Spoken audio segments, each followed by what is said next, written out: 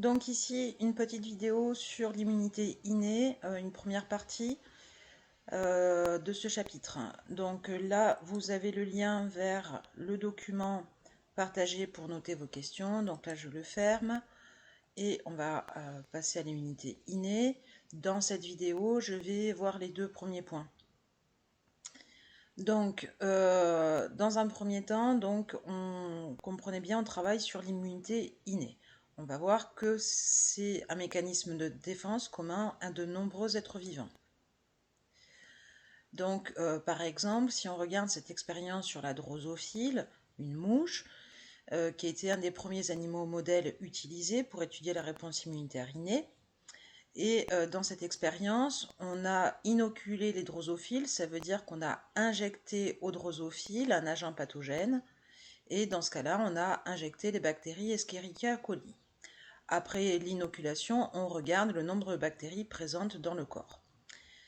Donc, on voit que ici, il y a au temps 0, juste après l'injection, il y a des bactéries. Alors, ce qu'on va regarder, c'est la valeur de la charge moyenne bactérienne. Et on voit que après 6 heures, elle est pratiquement égale à 0. Et sans aucun doute, elle est égale à 0 à 48 heures. Donc là, nous, on va juste utiliser là, le chiffre de la valeur moyenne à 6 heures. Parce que pour vérifier la compréhension, j'avais posé cette petite question. Est-ce que les drosophiles ont réussi à éliminer les bactéries? On a vu que oui. Donc on est sur le chiffre 1. Au bout de combien de temps? On a une valeur proche de 0 en termes de moyenne. On voit que dès 6 heures, on a une valeur proche de 0. Bien évidemment, on est strictement égal à 0 à 48 heures. Mais j'ai pris ce chiffre-là. Donc pour passer à la page suivante, on va utiliser le code 16 qui découle de la réponse précédente. Donc ici, vous avez un tableau qui vous compare les mécanismes immunitaires de différents êtres vivants. Donc ça va des bactéries, les champignons, éponges, mollusques, crustacés, les plantes à fleurs, les insectes, les amphibiens, les mammifères. Alors, on a des points d'interrogation chez les bactéries. On n'est pas sur une absence stricte, mais on a des points d'interrogation concernant ces deux lignes-là. Donc on ne peut pas complètement affirmer que les bactéries ont un mécanisme de défense immunitaire, mais enfin on a des indices quand même, on n'est pas dans le négatif. Donc on peut faire l'approximation que tous les êtres vivants ont des défenses immunitaires innées. Après, si on veut vraiment être sûr, on peut très bien dire que tous les êtres vivants eucaryotes, et à ce moment-là, on exclut les bactéries, tous les êtres vivants eucaryotes possèdent des mécanismes de défense innés. Pardon, qui reposent sur de la phagocytose, qu'on va revoir après, donc qui est un mécanisme cellulaire qui va permettre d'éliminer un pathogène. Donc c'est partagé par tous sauf par les plantes à fleurs, et des récepteurs de surface, on va les détailler après. Donc des récepteurs à la surface des cellules qui vont permettre une reconnaissance des pathogènes. On a aussi là, ces deux lignes indiquent les défensines et les lysosymes, qui sont des molécules qui vont permettre une défense. Et donc on voit qu'elles sont présentes chez de nombreux êtres vivants, notamment, alors ici on a des points d'interrogation, mais là le lysosyme est présent partout. Donc en fait on voit qu'on a des molécules défensives aussi. La dernière ligne nous montre que par contre l'immunité innée adaptative n'est présente que chez les vertébrés. C'est la grande différence. Donc qu'est-ce qu'il faut retenir? Que des cellules et des molécules permettant une réponse innée sont présentes chez de nombreux êtres vivants, on peut dire chez tous les eucaryotes, et que les vertébrés ont bien une réponse immunitaire supplémentaire, c'est l'immunité adaptative. Donc là, on va regarder un peu plus en détail les récepteurs de l'immunité innée. Alors, la découverte a été faite par l'étude des drosophiles. Donc en fait, chez les êtres humains, ou enfin les vertébrés, on a découvert des récepteurs de l'immunité. Donc là, on parlait de récepteurs de surface, on a la surface de la membrane plasmique, donc la présence de récepteurs de l'immunité innée qu'on appelle TLR. Pourquoi il s'appelle comme ça? Parce qu'en fait, on a découvert chez la drosophile des récepteurs de l'immunité innée qui correspondent à une protéine qui s'appelle TOL. Et en fait, TLR, ça veut dire Toll-like receptor, c'est-à-dire des récepteurs qui ressemblent à la protéine TOL.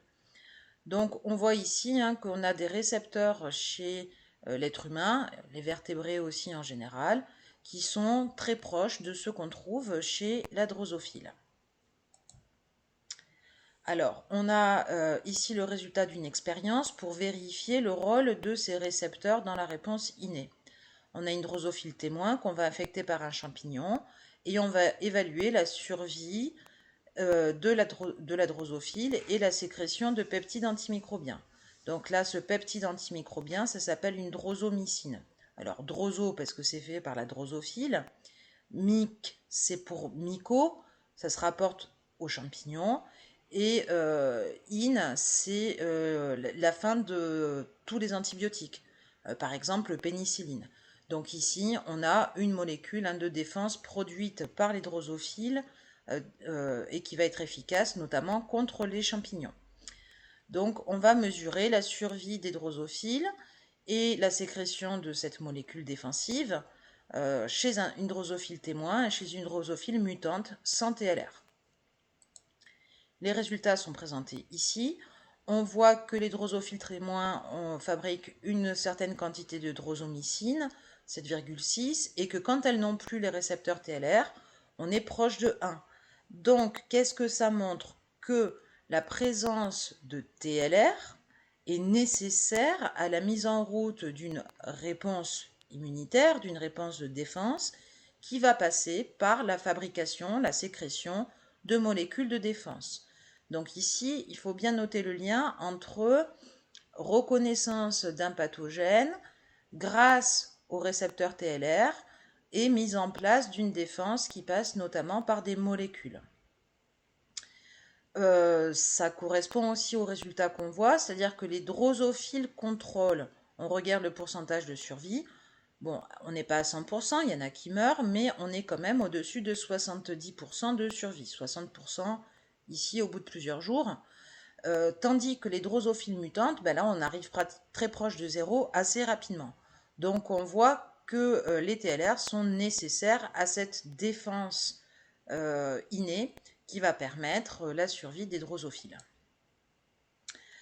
Alors, ces TLR dont on vous parle, donc récepteurs de l'immunité innée, ils sont présents à la surface de cellules de l'immunité innée, par exemple des cellules dendritiques. En fait, ils vont être à la surface des cellules sentinelles. Ces TLR, donc c'est une famille de récepteurs de l'immunité innée, et il y a plusieurs types de TLR. Le TLR 2, 3, 4, etc. Et chacun va reconnaître un type de molécule de pathogène. Donc on va avoir des TLR qui vont reconnaître du matériel génétique viral ou des protéines virales, ou bien on va avoir des TLR qui vont reconnaître des molécules de la paroi bactérienne, ou bien des molécules présentes dans le flagelle. Cette molécule, elle s'appelle la flagelline. Ou bien on va avoir des TLR qui vont reconnaître des molécules présentes au niveau de la paroi des champignons. Ce qu'il faut retenir, c'est qu'on a un mécanisme de reconnaissance grâce au TLR. Mais cette reconnaissance, elle est assez large, car un même TLR va reconnaître la flagelline, quelle que soit la bactérie, que ce soit une bactérie X, Y ou Z, quelle que soit précisément l'espèce bactérienne, ça ne va pas faire la différence. Ce qui est reconnu, c'est la flagelline. Donc, on a ici deux petites manipulations qui sont possibles. Premièrement, c'est la comparaison de TLR. Donc, on peut le faire avec Génigène. Là, on tape TLR4. On clique, on charge.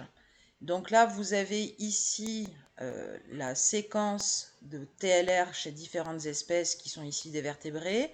Quand vous regardez la séquence, vous voyez que on reconnaît les acides aminés, donc ce sont bien des protéines que l'on compare.